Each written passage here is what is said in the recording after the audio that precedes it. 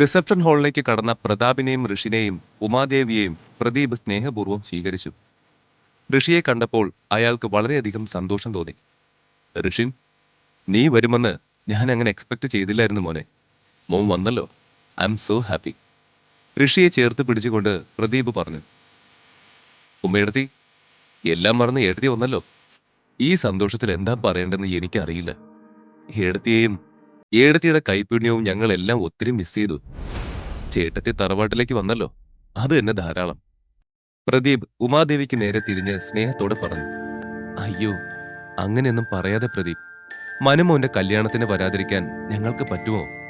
അവൻ ഞങ്ങളുടെയും കൂടെ മോനല്ലേ? ഉമാദേവി സൗമ്യമായി പറഞ്ഞത് കേൾക്കെ പ്രദീപിന് വല്ലാതെ സന്തോഷം തോന്നി. പ്രദീപേ, നീ തെറ്റൊന്നും ചെയ്തിട്ടില്ല. കൂടെ അതൊക്കെ പഴയ കാര്യമാണ്. മനുവിന്റെ വിവാഹം എന്ന് പറഞ്ഞ നമുക്കെല്ലാം ഒരുപോലെ എൻജോയ് ചെയ്യാനുള്ള പ്രോഗ്രാമാണ്. അതിങ്ങനെ പഴയ കാര്യം പറഞ്ഞ് സ്പോയിൽ ചെയ്യാതെ. പ്രദീപ് ഇനിയും കുറ്റബോധം നിറഞ്ഞ പോലെ സംസാരിക്കുമെന്ന് തോന്നി അയാളുടെ ജ്യേഷ്ഠൻ തന്നെ അദ്ദേഹത്തെ തടഞ്ഞു. ഓ, ഇനി ചെറിയച്ഛനും അച്ഛനും കൂടെ അയക്കോ? നമ്മൾ മാറി നിന്നേക്കാം, അല്ലേ അമ്മേ? ഉമാദേവിയുടെ കയ്യിൽ പിടിച്ച് ഋഷി ചിരിയോടെ പറഞ്ഞു. അത് കേട്ട് ഉമാദേവി ചിരിച്ചു. അന്നേരത്തായിരുന്നു അവരുടെ എല്ലാം ചിരി നിർത്തിക്കാൻ എന്ന പോലെ ഒരാൾ അങ്ങോട്ട് വന്നത്. അത് മറ്റാരുമായിരുന്നില്ല, പ്രദീപിന്റെ ഭാര്യ ലക്ഷ്മിയായിരുന്നു. ആഹാ, ഇറങ്ങിപ്പോയ ടീംസൊക്കെ വന്നോ? എല്ലാവരും ഉണ്ടല്ലോ. അല്ല, എല്ലാവരും എപ്പോഴാ പോണത്? ലക്ഷ്മി എല്ലാവരെയും നോക്കി പുച്ഛത്തോടെ ചോദിച്ചു. ലക്ഷ്മി, നീ എന്താ ഇങ്ങനെ സംസാരിക്കുന്നത്? എന്റെ ചേട്ടനും ഫാമിലിയും ഞാൻ പ്രത്യേകം ക്ഷണിച്ചതുകൊണ്ടാ വന്നത്. അച്ഛനും റിക്വസ്റ്റ് ചെയ്തത് കൊണ്ട് മാത്രം. എന്നിട്ട് അവരെല്ലാം തിരിച്ചു പോണത് എന്നാണെന്നാണോ നീ ചോദിക്കുന്നത്? തന്റെ ഭാര്യ പറഞ്ഞതിൽ ലജ്ജ തോന്നിയ പ്രദീപ് തിടുക്കത്തിൽ പറഞ്ഞു. പ്രദീപിന്റെ ഈ രീതിയിലുള്ള സംസാരം ലക്ഷ്മി അത്ഭുതപ്പെടുത്തി. ഋഷി കാരണമാണ് ആ കുടുംബം ഇപ്പോഴും പ്രൗഢിയോടെ നിലകൊള്ളുന്നതെന്ന് അവൾക്കറിയില്ലായിരുന്നു. അവരുടെ കാൽ ചുവട്ടിലെ ഭൂമി പോലും ഋഷിയുടെ വരദാനം പോലെയായിരുന്നു. ഞാൻ എന്ത് തെറ്റാ പറഞ്ഞത്?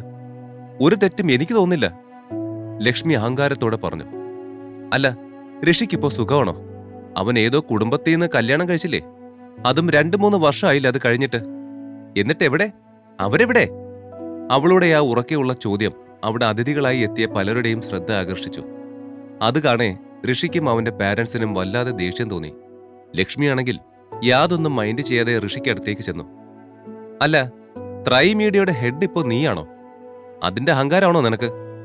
ആണെങ്കി ഒക്കെ അങ്ങ് കളഞ്ഞേക്ക്, കേട്ടല്ലോ. പ്രദീപ് പറഞ്ഞതുകൊണ്ട് മാത്രമാണ് നിനക്ക് അങ്ങനെ ഒരു പൊസിഷനിൽ കയറി ഇരിക്കാനായത്, ലക്ഷ്മി അഹങ്കാരത്തോടെ തന്നെ പറഞ്ഞു. എന്താ മമ്മി, എന്താ ഇവിടെ സംസാരം? ഋഷിനല്ലേ? കറക്റ്റ് ആ സമയത്ത് തന്നെ പ്രദീപിന്റെയും ലക്ഷ്മിയുടെയും മകൻ അർജുനും അവിടെ എത്തിയിരുന്നു.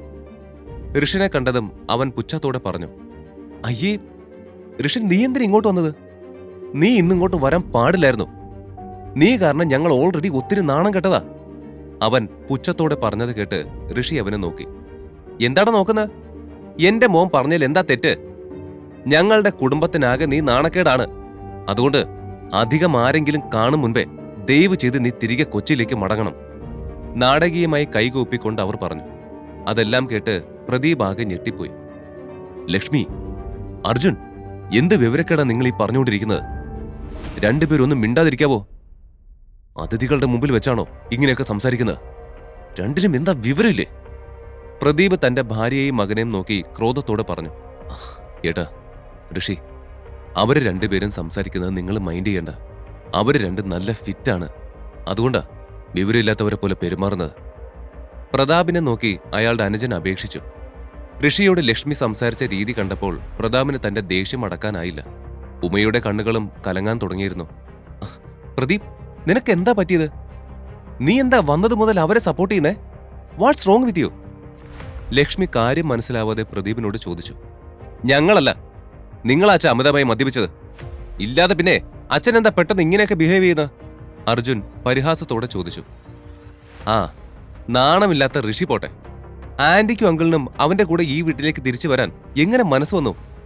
നിങ്ങൾക്കൊന്നും അല്പം പോലും അഭിമാനമില്ലേ? അർജുൻ അവരെ നോക്കി ചോദിച്ചു. കുട്ടിക്കാലം മുതൽ ഋഷിയെ അർജുൻ ഇഷ്ടമല്ലായിരുന്നു. ഏത് കാര്യത്തിനും എപ്പോഴും ഋഷി അവനേക്കാൾ ഒരുപടി മുന്നിലായിരുന്നു. എത്ര ശ്രമിച്ചിട്ടും അർജുന് ഋഷിയെ വെട്ടിക്കാൻ കഴിഞ്ഞിരുന്നില്ല. ഋഷിയോടുള്ള അർജുന്റെ വെറുപ്പ് അവന്റെ ഉപബോധ മനസ്സിൽ ആഴത്തിൽ വേരൂന്നിയിരിക്കുന്നു. ഋഷിയെ അന്ന് മുത്തച്ഛൻ വീട്ടിൽ നിന്നും ഇറക്കി വിട്ടതോടെ അർജുൻ വലിയ ആനന്ദത്തിലായിരുന്നു.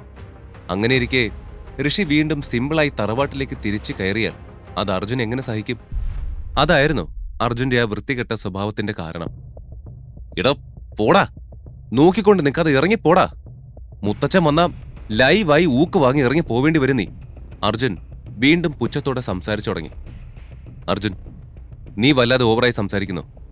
അർജുനെ താക്കീത് ചെയ്യും പോലെ ദേഷ്യത്തോടെ ഋഷി പറഞ്ഞു. ഓവറോ? എന്തോവർ? ഞാൻ പറയണത് കുറഞ്ഞു പോയാലേ ഉള്ളൂ. ഒരു നാണവും ഇല്ലാതെയല്ലേ നീ ഇപ്പൊ ഇങ്ങോട്ട് വലിഞ്ഞു കയറി വന്നത്? അന്ന് മുത്തച്ഛൻ പറഞ്ഞ പാടി ഇറങ്ങിപ്പോയപ്പോ ഞാൻ ഓർത്തു നിനക്ക് എവിടെയോ ഇത്തിരി നാണം വന്നിട്ടുണ്ടെന്ന്. പക്ഷേ ഇപ്പൊ മനസ്സിലായി ഒരു കോപ്പും ഇല്ലെന്ന്. ഋഷിയെ നോക്കി വീണ്ടും പുച്ഛത്തോടെ അർജുൻ പറഞ്ഞുകൊണ്ടിരുന്നു. അർജുൻ, മര്യാദയ്ക്ക് സംസാരിച്ചോ? നീ ഓൾറെഡി നിന്റെ ലൈൻ ക്രോസ് ചെയ്തു. വെറുതെ ഇനി എന്നെ പ്രൊവോക്ക് ചെയ്താ എന്റെ കയ്യിൽ നിന്ന് കണക്കിന് വാങ്ങും. അഭിമന്യുവിന്റെ വിവാഹമായി പോയി. ഇല്ലായിരുന്നെങ്കിൽ എപ്പോഴും നീ അടികൊണ്ട് ഇവിടുന്ന് ഓടിയനെ. പരമാവധി സ്വയം നിയന്ത്രിക്കാൻ ശ്രമിച്ചുകൊണ്ട് ഋഷി പറഞ്ഞു. അത് കേട്ടതും പുച്ഛത്തോടെ അർജുൻ ഋഷിക്കടുത്തേക്ക് നടന്നു. എന്താടാ, നീ എന്നെ മൂക്കി വലിച്ചു കളയോ? കളയുമെങ്കിൽ കളയടാ, ഞാനൊന്ന് കാണട്ടെ, നാണയില്ലാത്തവൻ. ദേഷ്യത്തോടെ ഋഷിക്കടുത്തേക്ക് വന്നവൻ പറഞ്ഞു. അത് കണ്ടതും ഋഷിക്ക് തന്റെ ദേഷ്യം കൺട്രോൾ ചെയ്യാനാവുന്നില്ലായിരുന്നു. അർജുൻ, നീ എന്താ ഈ പറയുന്നേ? മാറി നിക്ക്. നമ്മളെല്ലാം ഒരു കുടുംബമാണ് അർജുൻ. പ്രദീപ് തന്റെ മകനെ തടയാൻ ശ്രമിച്ചുകൊണ്ട് പറഞ്ഞു. നമ്മുടെ ഫാമിലിയോ? ഈ കഴിവ് കെട്ടവനോ?